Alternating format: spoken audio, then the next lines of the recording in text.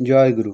দেখবেন আমরা অনেককে সৎনাম নেওয়ানোর জন্য যাজন করি, কিন্তু আমাদের অনেক প্রচেষ্টা সত্ত্বেও তিনি শেষ অবধি সৎনাম গ্রহণ করেন না এবং সেই অবস্থাকালীনই তিনি গত হয়ে যান।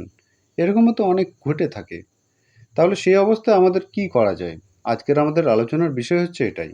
একবার প্রফুল্লদা নামক এক গুরু ভাই পরমদয়াল শ্রী ঠাকুরকে প্রশ্ন করেছিলেন যে কোনো লোক যদি চেষ্টা সত্ত্বেও সৎনাম না নেয় এবং সেই অবস্থায় যদি মারা যায় তার জন্য কি করা যায়? শ্রী ঠাকুর তখন জানিয়েছিলেন যা করার আছে তা করা যায়। অর্থাৎ প্রফুল্লদা আবার জিজ্ঞাসা করেন কি করার আছে? তিনি তখন জানিয়েছিলেন প্রার্থনা করতে হয় তার যাতে সদ্গতি হয়, সদ্গুরুতে নতি হয়, আর সঙ্গে সঙ্গে চেষ্টা করতে হয় তার একান্ত আপনজন যেমন ছেলেপিলে ইত্যাদি যেন সক্রিয়ভাবে ইষ্টনিষ্ঠ হয়ে ওঠে।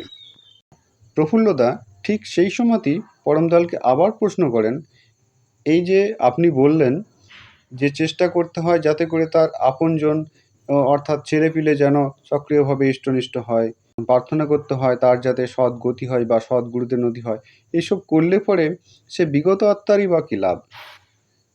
সে তো চলে গেছে। হ্যাঁ, পরমদয়াল তখন এ প্রশ্নেরও উত্তর দিয়েছিলেন এভাবে যে বিগত আত্মার একটা ঝোঁক থাকে সংস্রবের ভিতর পিণ্ড গ্রহণ করার, শরীর নেওয়ার। তার আনুপাতিক সন্মার্গী সঙ্গতি যদি থাকে সে সেখানেই জন্মায়, সে তখন সন্মার্গী তাপস হয়ে ওঠে। আজকের আলোচনা এ পর্যন্তই। আলোচনা প্রসঙ্গে চতুর্দশ খণ্ড পৃষ্ঠা 148। আপনারা সকলে ভালো থাকবেন, সুস্থ থাকবেন। সকলকে জয় গুরু।